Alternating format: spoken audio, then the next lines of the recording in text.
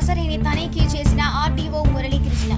జనగామ జిల్లా దేవరూపల మండల కేంద్రంలో ఉన్న నర్సరీని తనిఖీ చేసిన ఆర్డీఓ మురళీకృష్ణ ఈ సందర్భంగా నర్సరీలో ఉన్న మొక్కల గురించి సిబ్బందిని అడిగి వివరాలు తెలుసుకున్నారు. నర్సరీలో పూల, పండ్ల మొక్కల పెంపకానికి కృషి చేయాలని తెలిపారు. కొత్తగా వచ్చిన మొక్కలను పరిశీలించి వాటి ఎదుగుదల గురించి ఎప్పటికప్పుడు అధికారులకు తెలపాలని ఆదేశించారు.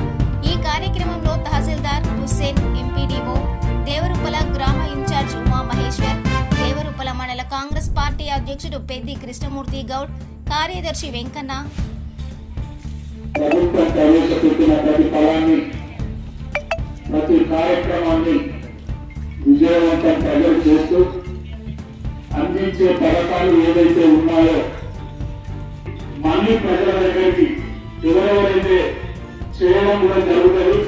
ఇంకా కొంతమంది ఎవరన్నా